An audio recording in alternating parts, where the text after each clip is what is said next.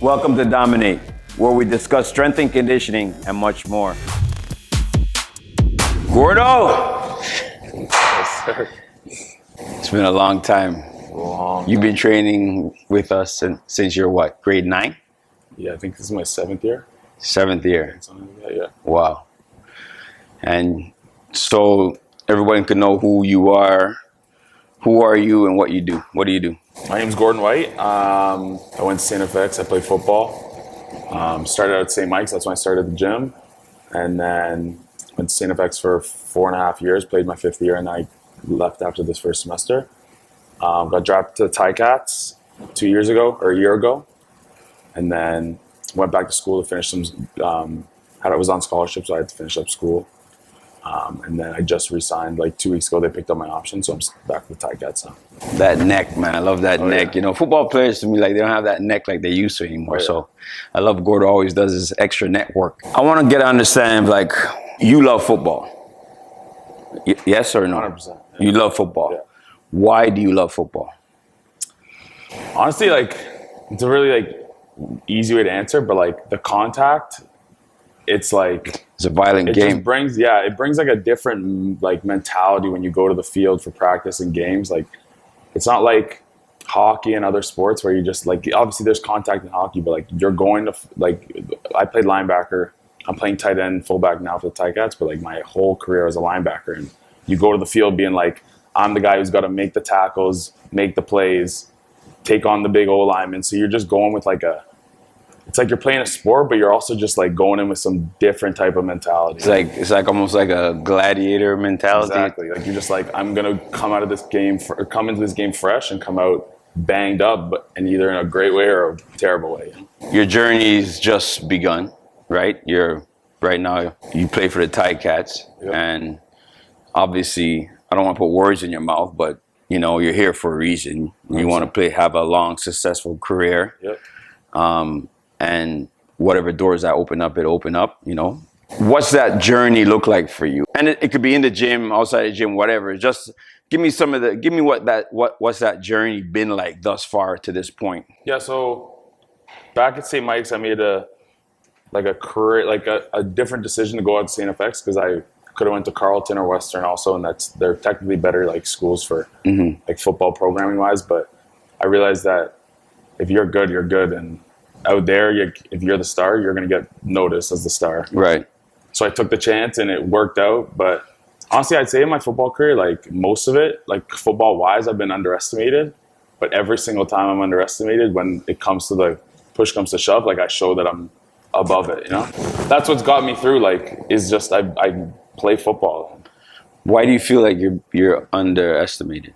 Like, I honestly don't know. Like, I talk to my dad about it all the time. Like, there's just, like, little things that I hear or notice, and it's like, I can tell that someone doesn't think I can do something, or they think someone maybe is one up above me, but then when it comes down to it, I show it, and then I make it. It's like, whether it's making a team or, like, proving that I can play other positions, or, like, being that versatile guy on the field, or being a leader on the field. Like, sometimes way back, like how I started the gym, I was kind of like not so mentally strong, like, you know what I mean? I'd get pissed easy, and like my whole life I've been like that. Then I've grown out of that, so people underestimate me. You still have that temper, right? Yeah, but you know But like, yeah. It's just like multiple people didn't think I could be a leader too, but I just, like, every team I've been on, I think I've been a captain. So it's been a long road, but it's only getting started. Yeah. You know, from my perspective, you've matured so much. Yeah. I love your work ethic.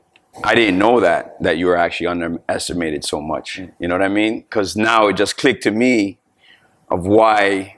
I'm sure there's other factors. Like, when you lock in. You work hard. You're one of my hardest workers in the gym.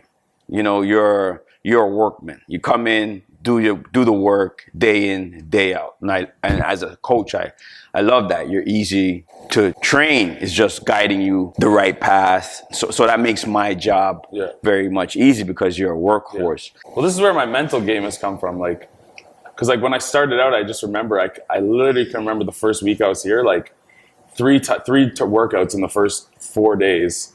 I came after and I was like, I feel like I'm going to throw up. And I remember he was like, go get a Gatorade or something like that. And I was like dead. Yeah. And then slowly it worked up. And now like my mental toughness now, it comes from LPS and like where we started, because I couldn't imagine things we were doing when I started out, and then it ended up just becoming work, like just, you know. Now it's like, it's just like you another, just know what's up. You know what's up. You come in, you just get it done. it's just like another day. 100%. That mental component, that you know, hard, that mindset, like that, you know, I had this saying that can't stop, won't stop.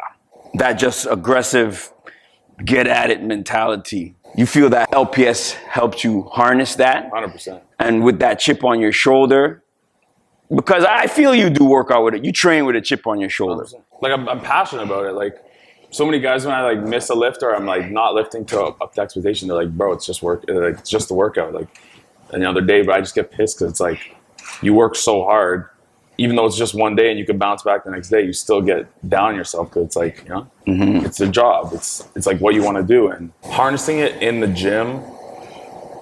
Like obviously during COVID, that one little stretch, it was tough because you come in and like it's not the same environment. But like when guys like Freeds, Fabian, Wayne, all those guys are here, like you come in with an obligation to them to work hard too. So it's like if I work hard, you're gonna work hard. We're all working hard together. That's like kind of like the environment, you know. It's like it's not just one guy doing it. If we're one doing it, we're all doing it. That culture. Yeah. Like I see Fabian hit a max, and then I got a max, and I missed it. I'm pissed because it's like, you just hit your max. Why am I hitting my max? You know. You know, lately I've been on this, you know, this whole COVID thing, and one of the benefits is that I've been doing a ton of reading, and you know, just I love reading history. I love listening to other coaches, what makes them successful. And one, this word, I took a photo of Fabian hitting his PR and Freed's. Yes, the PR was great, big weight. But what really impressed me, like what I felt when I seen that photo, is the camaraderie. Yeah, that's the definition of the culture. Like Freed's was like out of his mind. Yeah. And you can't, I caught that, like I looked at the photo and I didn't realize Freed's was in the photo. Then I saw that, like, this is LPS. Yeah. That's why I posted on my story, like, this is the culture. Yeah. This is, I was watching a Doc Rivers documentary, and this word Ubuntu, I am because you are. And that made me think when you guys are talking about culture, and a lot of times I hear you guys say you miss the other gym. Why do you guys miss the other gym so much? It was smaller. It wasn't as pretty. Like, it wouldn't have as much big space. Even the photos, like it's just like an example. Like at the old gym, when everyone with Max, it's so small and there's so many people that you take a picture and you see like 5 people like all pushed up in the background, all pushing them. You know what I mean? But like, I wouldn't say I missed the old gym. Like the culture was different, but that comes with like the smaller space and 2 platforms. And we all just share a bar and stuff like that. And we go right outside to the street, and there'd be tons of people out there, and we just start sweating our butts off on the street. Like, you know what I mean? It was just a different type of culture, but it was mean. Is mean? 100%. Mean, nasty, but we're good people, huh? Yeah, 100%. It was. That's the one thing I feel like I miss the most. And be straight up. You tell me, like, don't like. I'm not holding back. Yeah, you tell me how. From the old gym to now, like that's what I think that I miss the most is like that nastiness. But that also comes with like newer people coming in, and the bigger space, you can bring more people, like newer athletes, all that stuff who don't understand the environment until they're in it. So it's like you have those like main core guys who understand it. We've been there and we've understand it, so we do it. Then other people come in shy, obviously, like how I started out. But like it's like that old gym, we were like everyone, like how there was like always fights too, because it's such a small. But no, you guys close the fights. No, we have a no fighting rule. No, close. I had to break up a few, but no. But yeah, it's just it was just so small and so many people, but everyone who once like 2 weeks in, everyone understood that we all got to work together in this little small gym. So and it just came to like. You're so close to everyone. You're pushing it. You're sweating. You get pissed. You can't just be pissed and walk away like you can't hear. You got to go outside, or you got to, You know what? You made a good point. Yeah. That you guys were forced to work together. 100%. And now you have what? There's 10 platforms. I say that all the time. This is friggin' luxury. gym we had, it was like 2 platforms. No, that's what I'm saying. And there's no way. It's like someone comes up to want to share a bar, you're like, come on. Yeah. There was no, how we have like 6 guys on one bar? Yeah, we literally have we'd have 2 bars going on each platform. And one bar. Roll off. And I'd be like, and the funniest thing is, if I don't hear the bar, I start freaking out. Yeah. Because I know. Yeah, I know. I remember that. No bars moving? What the fuck?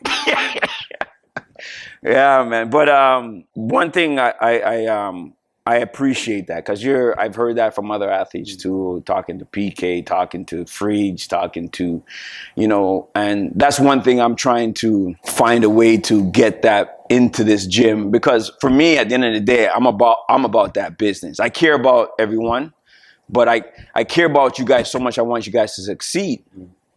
So I need help fostering that culture, fostering that work ethic, because they might not understand now, but they'll understand when they're on the field, when they're on the ice, when they're on the soccer field or wherever, what we're trying to talk about. So I appreciate you guys with that, and that communication. This whole COVID thing's been pretty tough.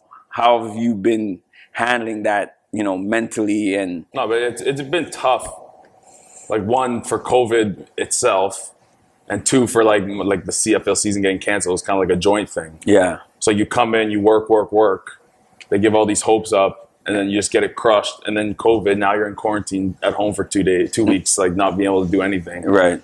You've been doing push-ups though. 100%. We did the push-ups. And you came back and benched, right? Oh yeah, like 25 pounds every year. Yeah. But yeah, it's been tough, but at the start it was really tough, and like I would say there was a point where I was just mentally drained. I was like what am I doing right now? Like, I'm sitting at home. There's no CFL season.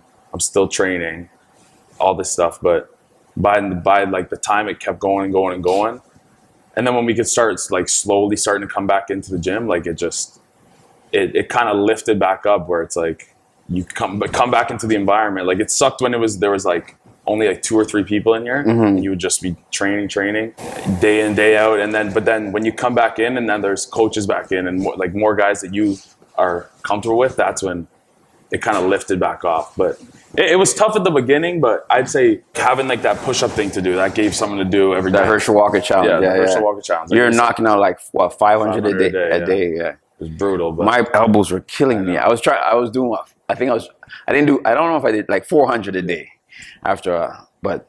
Yeah. But it was tough, but we got through it, and like my family helped me get through it. Like, friends helped me get through it. Even guys like who I went to St. FX with, who are from Toronto, like, we all kind of were in the same boat, and it just talking to people was the best thing. And because I'm a firm believer, through adversity you grow. Everyone has adversity. With this thing, I'm a small business, man. Yeah.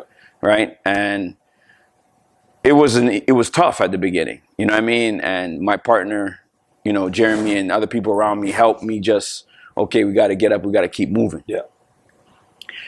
And through that, I just said, okay, I got to get to work. And a lot of things, positive things start coming just for myself. Through this COVID, how have you grown personally?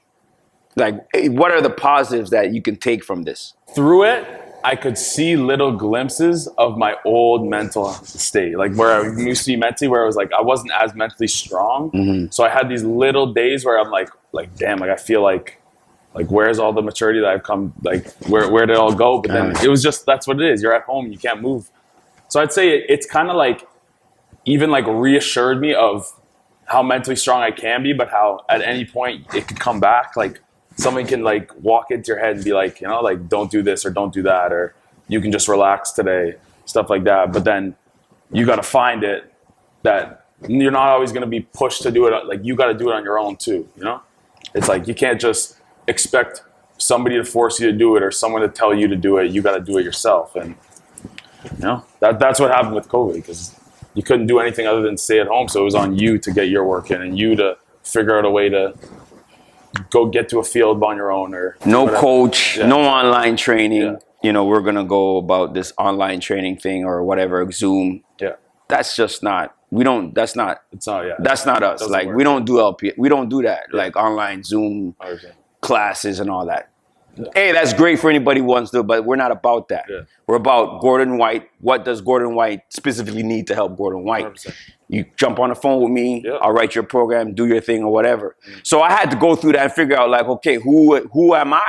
because I almost went that way because, you got to make some money. You got to pay the bills. 100%. Yeah, I got you. But I've learned to really look in the mirror and say, who are you? Stand firm who you are. And there are people who are going to appreciate who you are. And you got to keep going. So that was a major lesson for me. What I'm hearing from you is just that mental strength to, hey, yes, you love that camaraderie. Yes, you love that culture, that teamwork and the coaching and so on and so on. But at the end of the day, it's on you. Yeah. So that message was solidified during COVID. 100%. Because one thing that always kind of bugs me, I know we have a great culture. And a lot of times new interns come in or they don't really understand because it's pretty aggressive. Yeah. It's loud. And it's not everyone can deal with that. And it looks like confusion, but it's actually controlled chaos because I actually know what's going on everywhere, right? And a lot of times, like, in terms of people don't know how to deal with that. In terms of it's just too much. Yeah. You guys have this great camaraderie, right? And a lot of people, because when you're coming in, it doesn't look like that. Yeah. It looks like, they right away, you'll catch it after a while. It doesn't. So to me, a lot of guys will miss that. Like, okay, you're here before the rest of the guys come. Like, okay, it's not the same. But when I way back years, I had someone like PK, he didn't train with anybody. Yeah. Like, and that used to annoy me. Like, why do you guys, who gives a shit who's here? It's about you. Yeah. It was like when I used to come and back in the day, there was nobody here. Come in, it'd be dark, and it'd be you and maybe Charles would be there. And that's it. Yeah. But don't get me wrong, I understand it, right? But at the end of the day, it's about, you got to get done what you got to do. You got to find that. Yeah, you can't totally rely on the gym. You got to take what you've learned from the gym, like I have, and you got to apply it to yourself. You got to apply it. Yeah. And so what's your journey right now? Like, what's in play for you right now? Well, the first step obviously was getting drafted to the CFL. So that's kind of like the start of it. Mm-hmm. And I made the practice roster, and then I decided to go back to school. So that was going to check off the next thing, but I'm not even going to count it yet because technically I didn't take it. So, so the next step is making the team, and then honestly, I don't want to just settle the CFL. Like NFL, baby. Say it! NFL. Say it! NFL, man. All right. That's what I'm talking about. It's like I played linebacker my entire career in special teams. Uh-huh. Then I got drafted as a linebacker, played special teams there. Now I'm switching over to tight end fullback. Mm-hmm. And like I play it well. It's not like I'm just, like it's not like I'm new to it because I've played it before. But so I'm just versatile. And I know that like with all my different talents and different like things I can bring to the table for someone is I need to get those core years in the CFL to show it. And then that's when you get the opportunities to go to mini camps and try and get a shot at the NFL. So let me tell you about Gordo, who's ever listening out there. This boy, he can work. He will knock your, he is so explosive. He may not be the strongest guy in the gym, but he's so damn explosive. People don't understand that power, that rate of force development, that quickness. And what do you say? When you play, your legs don't get what? They don't get tired. They don't get tired. Fourth quarter, people are gassed. It's more your chest gas, but my legs are just like they started. Legs feed the wolf. Within our structure, you squat how many times a week? 4. 4 days a week. Plus Olympic lifting, how many days a week? 4. 4 days a week. Yeah. Legs feed the wolf. A lot of people don't understand that. So when I hear those things, I pay attention. You told me that how many years ago? My legs, okay. Yeah. Your legs don't get tired. Yeah. That's good. Don't get me wrong. It's a different. That means you are able to exert, produce, reproduce a certain type of force over and over and over and over and over again. A lot of people don't really understand that. It's not about coming in the gym, lifting big weight. Okay, what do you do after that? 100%. How heavy or how many reps can you do close to your max? How often? What's that? What we call it, that work capacity at high intensities, right? And that's why I'm on you guys about that volume days, push the pace, push the pace, push the pace. Because it's not, I don't care about gym stars. You can ball. Yeah. Gordon Whyte can ball. It's transferring to the foot. That's all I care about. Yeah. If it does not transfer, I got to look at the program, look at what's going on and think. So, because a lot of times people see all these big numbers and, we're not about that. Yeah. How is it producing on the field? Yeah, definitely. That's it. And from what I see you can do in here, I know you can ball. Right? I know you're quick. I know you're explosive. Yeah. Right? And I know you have that certain type of work, intense capacity at high levels. Conditioning is no problem. Yeah. When it's time to get conditioned, you get conditioned. You go. Yeah. That's different. Right? But that certain quality, people don't really understand how hard that is to build. Yeah. Okay? Yeah. So say it, NFL, baby. NFL, man. Say it. That's what I want. All right? I want the NFL. And you know, and I'm a, you know, hey, what, like, why cut yourself short? Like, why? You got to believe. I believe, but you got to believe. Yeah. Right? Just like you said, you got to, you know, wake up in the morning, look yourself in the mirror, take those steps. Those steps that are necessary that I don't know about, whoever doesn't know about, to make that happen. Yeah. You have to be willing to do the work. You gotta know what works for you, and you gotta. And you got to do it. Yeah. And I'm just here to help you guide it, and I'll tell you what you need to do in the gym to help you. Yeah. This is a teamwork. Love you, man. 100%. You know, you as a young athlete coming into LPS, didn't know what to expect.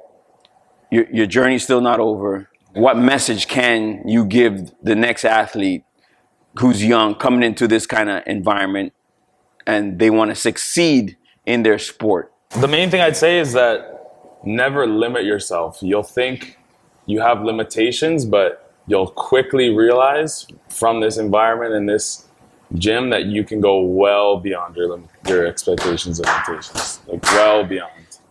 You'll become a person you didn't even think you'd ever become. Don't put your limits on me, baby. No. Don't. Right? No, not at all. 100%. And those are one of the things I take pride. I pat myself on the back. If an athlete lets me, I will reach in and try to pull you to your limit as close as we can. And that's not for everybody. Some people are afraid to get to that because it takes hard work. It takes dedication. It takes some pain. Yeah. It takes some soreness. Oh, yeah. It takes that getting up like, oh, Clance, man, I don't want to go to the gym today. You got to get that mental toughness. And you got to trust the process. That's what it's all about.